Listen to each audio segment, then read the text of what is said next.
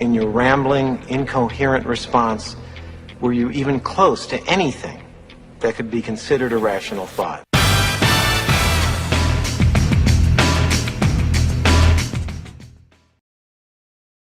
My pre-roll does not disappoint. As always, I love watching the green room. My guest is like, wait a minute, am I making a good point here? We haven't made a point yet, but there's going to be some good stuff coming. Our guest today is comes from a family of 9, graduated from William Penn Charter School in Philadelphia, moved to Chicago, went to Lake Forest College, spent 2 decades in the financial services industry. But he always found himself drawn back to the study of humankind and existential philosophy. And in 2019, he established a nonprofit, Noēsis, which showcases the immensity of evolutionary influence upon modern behavior. That's a mouthful. We'll break that down in a moment. Basically, it revolves around the primitive compulsions that have kept us evolving as humans, but also keeping us safe. And now those same compulsions are blocking our chance to survive, our arrival into a sustainable future. So he's a founder and president of Noēsis. It's a nonprofit dedicated to issues of human sustainability. It examines evolutionary influence upon modern behavior, and its primary mission is to free humankind from the churn of perpetual conflict. He's the author of the upcoming book, The Human Injury. Welcome to the show, Mr. Anthony Wall. How are you today? Thanks so much for having me. I feel great. Thank you. You betcha. So we got a few minutes to chat here, Tony. Tell me more about why people should bother listening to us. Nobody in their right mind should ever listen to us. However, if you're asking, what we do here is human sustainability. We're the first ones that have tackled issues of human sustainability, as in macro human sustainability, like the sustainability of the entire human race. Yeah. So if all of your listeners, I'm sure, are very, very successful, and many of them are business owners and entrepreneurs, their first order of business is to sustain their success. My first order of business here is to sustain the success of the entire human race, because we are listing suddenly very badly to the starboard, and that's why we're here. So sustainability matters to your viewers. Human sustainability will matter to them as well. What I find fascinating about what you talk about, and most people will take that sense of sustainability and focus on the environment and pollution, things like that. And I think what people need to understand is you go much deeper and wider and take an anthropological view on this. So tell us more about perpetual conflict and our psyche and how it's actually going to, hurts us. Okay. For the purposes of, time, I'm going to have to encapsulate a few things. And that is that I'm going to say something I don't think anybody will have any trouble with anymore. And that is that the human race is not sustainable in any known or unknown way right now. We're an unsustainable species. We are one of 10 million species on Earth. All of them are acting naturally, with the exception of one, and that would be us. Our natural behavior is not sustainable, does not persist in nature. That's why we always have selected ourselves for an early exit, and that's why we are now, because perpetual conflict is not survivable, nor is it natural to humans. So give us some examples of perpetual conflict. Am I thinking like, wars or something beyond that? Yeah. First of all, let's start with perpetual conflict. Conflict of any kind is unnatural to humans other than defensively. So we look around the world today, and we are not only in perpetual conflict, but it's mindless, it's ceaseless, it's monetized. But this is the very conflict that has always disassembled and destroyed human cultures all the way through the ages. For the last 10,000 years, there have been 40 major empires. All of them were disassembled by perpetual conflict. So we are the 41st empire, if you will.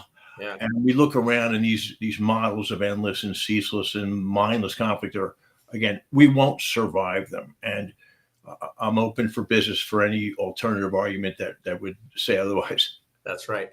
So we take a look at the past, and we can say, oh, yeah, well, they screwed up this. They did this.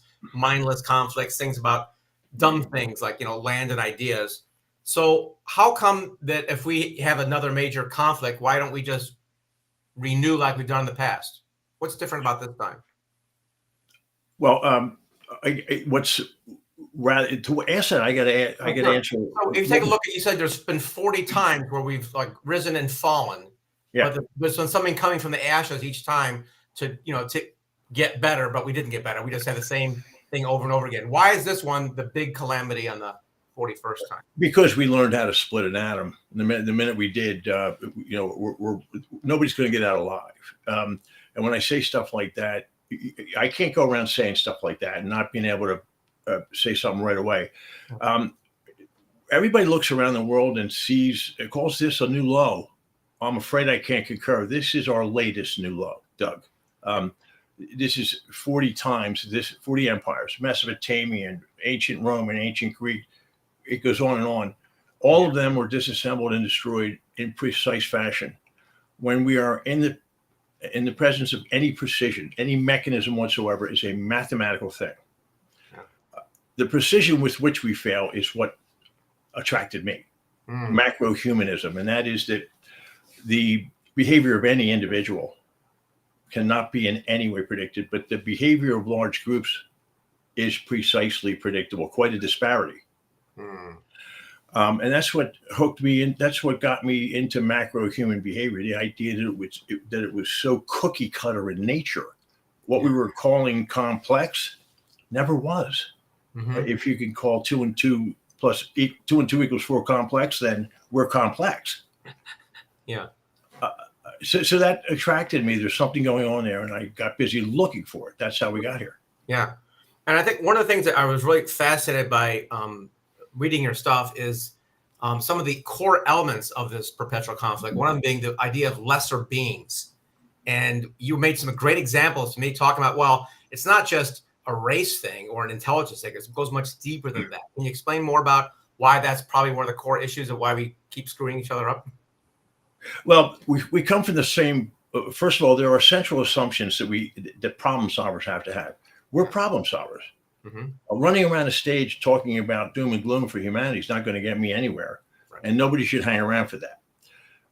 We come from the same place, meaning that it is no longer conjecture that human beings have their origin in Central African Congo Basin.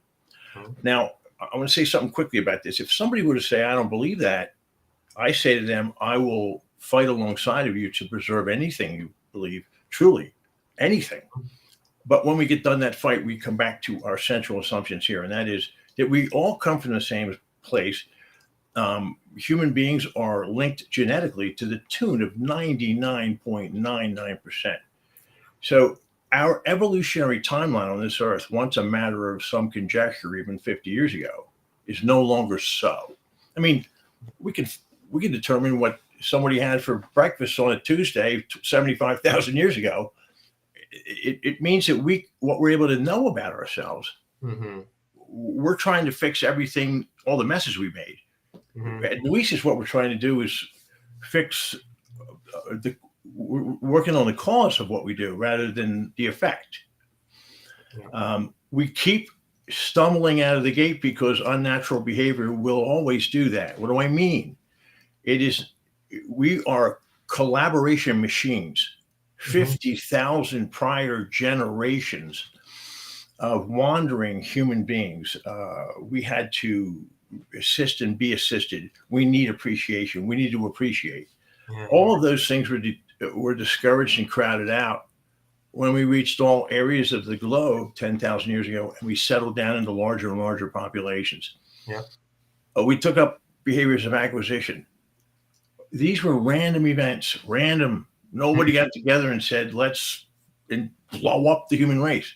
This is why we have to stop blaming ourselves. We've got to stop the self-loathing. Something happened to us. And, it knocked us into unnatural behavior, and that is self-interest. A collaborative being doesn't know what to do when collaborate or die turns into get paid or die. So we are injured, not flawed. We're injured. We don't have a DNA blueprint on how to conduct ourselves. That make sense? Totally makes sense. I have an advantage because I've been, reading your stuff quite a bit, and I keep thinking about the transition from being like, I keep thinking of like an example of a North American continent, the Plains Indians, right, where they don't understand the concept of owning land. It's like, what do you mean you can't own this? We're just on it.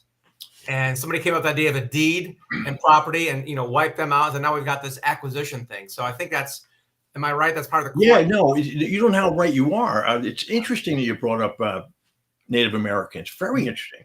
They were one example of people who didn't settle down into stationary cultures and then grow. They were vaguely nomadic all the while.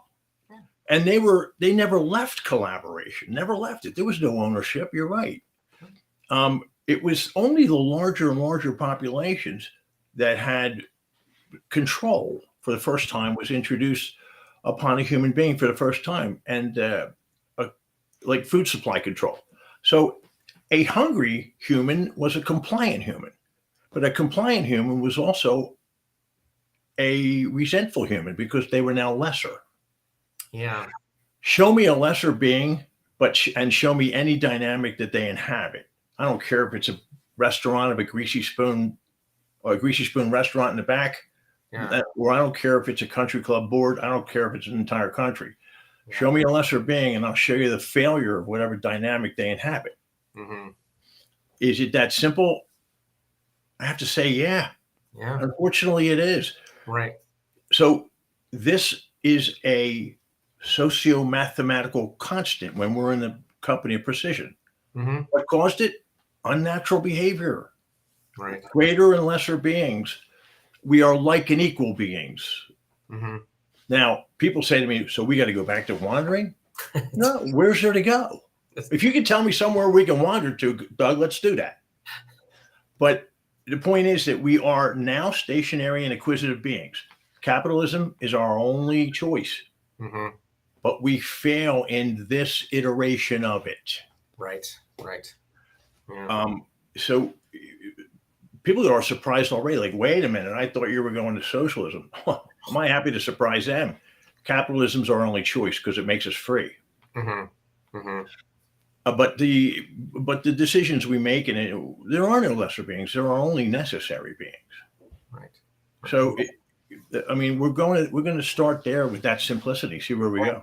I love that, and you're right. Yeah, we can't unwind. You can't put the toothpaste back in the tube. We can't go back to be nomads, of course. And I love the fact that you said Noēsis, it's a nonprofit, and your real mission is pretty much awareness, right? So people can understand their own human injury, right? How they deal with their friend, their neighbor, their employee. Is that right?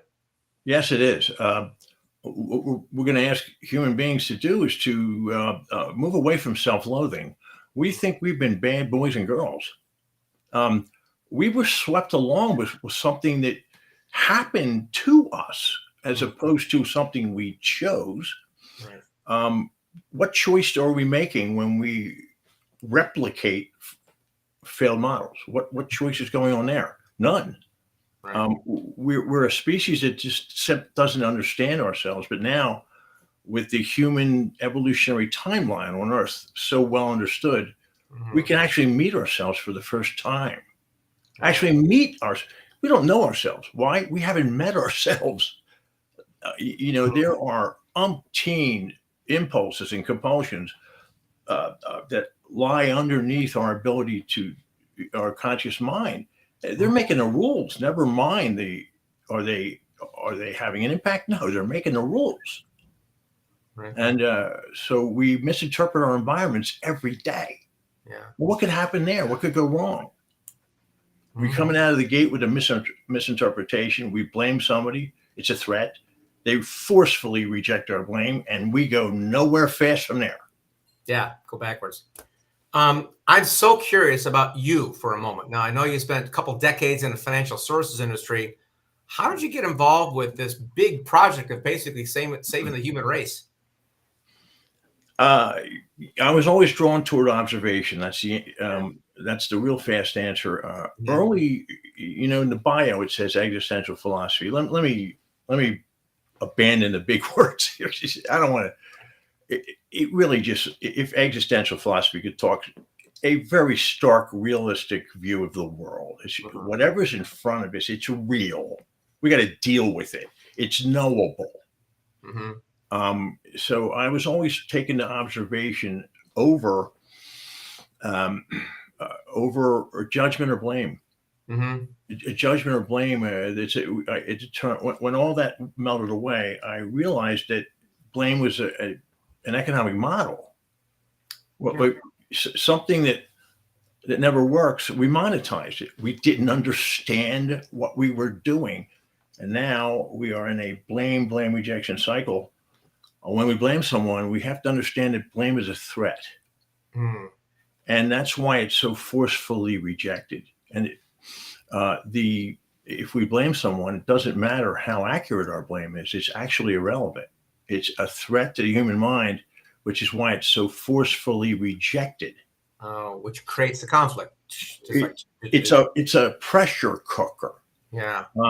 We're trying to find solutions. Well, no, that's a socio-mathematical breakdown as opposed to Tony's opinion. The human mind doesn't deal with threats. We pulverize threats, or we run from them. And if you look out your window, I don't see anybody running. Do you? So the only thing we got left for us is fighting. Yeah. So we're in this gigantic fist fight while we're flying on the same spaceship. And that, if anybody can say that that's survivable, I need to hear from them. That's right. So another thing you mentioned before is when you try to educate your own sons, you talk that you have a couple of questions for them when they're observing things in their world. Can you share with us what those questions were and why it's important? Yeah, they're really watch how simple. Note the simplicity of it. We call complex what's so simple, and complexity is a diversion. It occurred to me that complexity is a diversion that makes these models live another day. Mm-hmm. They're actually very simple. What we're all seeing today, what we're all seeing in front of us is way different than we think. I say to my sons, forget what you see. What's its origin? What's driving it? So if we were guidance counselors in high school and somebody was acting out, we would have them in and we would quantify what they're acting out. But somebody would finally say, what's going on? Mm-hmm. And then somebody would pipe up and say, well, as an example, there's a divorce going on, we have a motivator. Mm-hmm. Similarly, every action that humans take every single day, all day, has an evolutionary trigger. Yeah. If we can understand what those triggers are, we can deduce how they play out in the modern day, and we can find these ghosts, if you will, of our ancient past that are making the rules. They cause us to misinterpret our environments. The things that we looked for that were dangerous 100,000 years ago, they no longer exist. But nobody told the baser areas of our brains. So we're still looking for these things. Yeah. So when you see somebody, I say my sons, observe. If you see an elevation of any kind, like two people arguing, you're seeing an ancient fight going on. In areas of both minds that are unavailable to both. Would it be worth something if we were to be able to understand the totality of that and determine the uselessness of it? Yeah. And that's what's really going on here. It's a process that would literally take a century. Why? We monetized it. It's like Judge Judy on LSD. Judge Judy on LSD, yeah. That's a good one. We'll make a meme for that one. Judge Judy on LSD. So, we're drawn to all this blame rejection. We monetized what we didn't understand. We can't cut the cord, can we? The financial markets would fall to zero tomorrow. Yeah. So the first question you ask your sons is, what's its origin? Was there a second question in what you said, or did I miss it? Well, no, the first one is, what do you see? What do you see? Okay. What is its origin? Right. First one, all 8 billion humans alive today can all describe what we're seeing. Sure. But the second question, tougher. Yeah. What is its origin? What's driving this? That's a call to observe, as opposed to react. Yeah.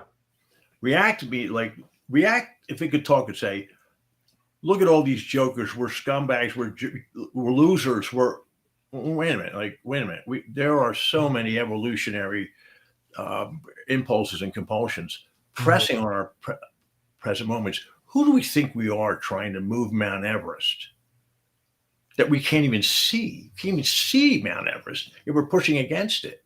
Right. Who's going to win that battle? Yeah.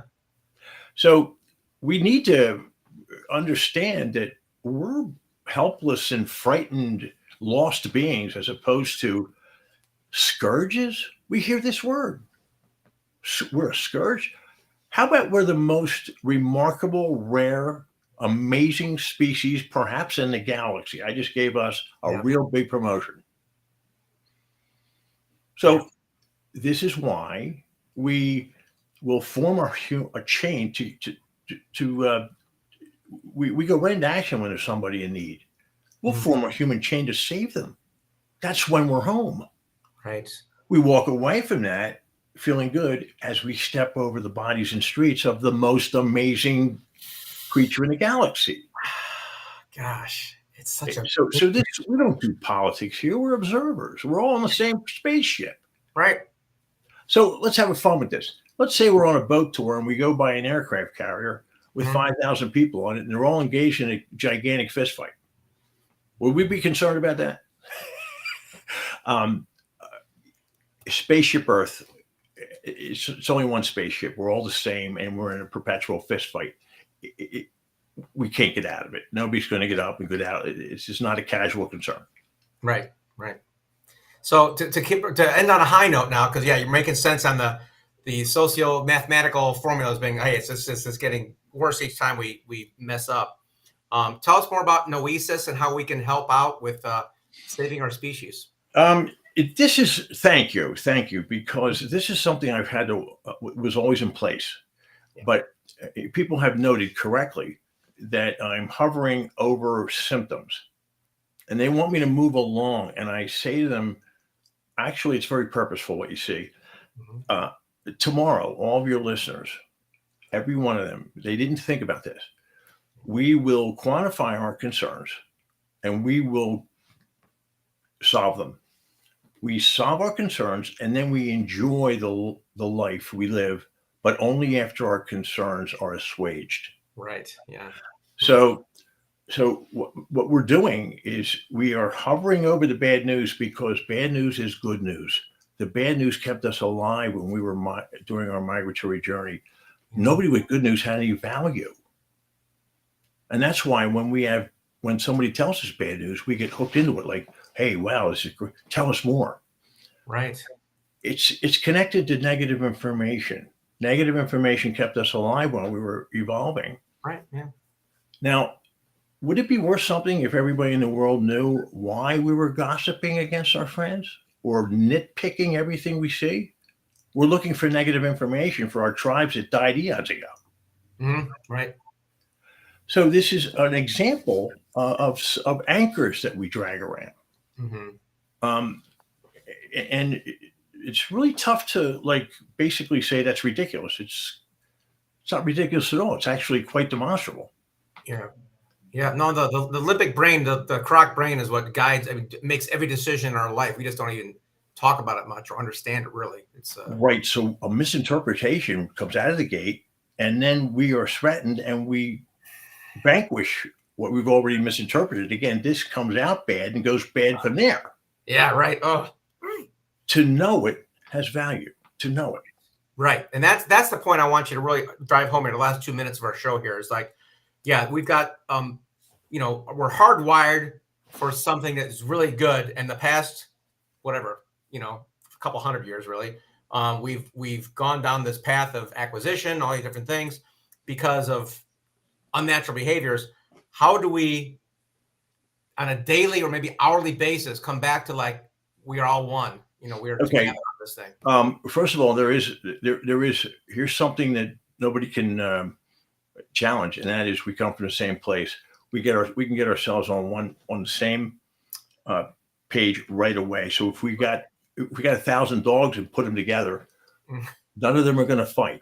Yeah. At some point, they'll just organize themselves into a. Yeah. Okay. we are acting unnaturally when the minute a lesser being was viewed as lesser, we sent a torpedo to the bow of human DNA. Yeah. This is a DNA-based insult. Yeah. As opposed to, gee, I don't like being better. No, I don't know, or lesser. I don't know how to be. I'm not supposed to be lesser. Right. So this is a washing machine, greater and lesser pressing against one another, and it's going to blow. So what's going to happen to us is not in question. It's already happened to us 40 times. Mm-hmm. So we're here to unwind that. It's going to take decades and decades. Awareness, education, guaranteeing nothing. What can we guarantee? Yeah, right. Yeah. So that's what we do. And I think your line of questioning has got to a lot of information as quickly as possible. Yeah. Okay. So folks, check out Tony's nonprofits in the show notes below here, Noēsis. Check it out, get educated. And he's got a book coming out as well. It's called The Human Injury. It's a fascinating read. And I promise you, it's not the end of the world. But if we don't do something, it might be. So please take awareness and take it to heart. Thank you, Tony. I appreciate you being on the show today. It's a pleasure. Thank you. You bet. That concludes the show for today. My name is Doug Crowe with the Author Brand Show. You're going to want to take notes. And if you didn't take notes, the show notes are below here. So check it out. Check out his nonprofit. Get his book. And save the world. We all deserve it. Thanks so much and have a good one.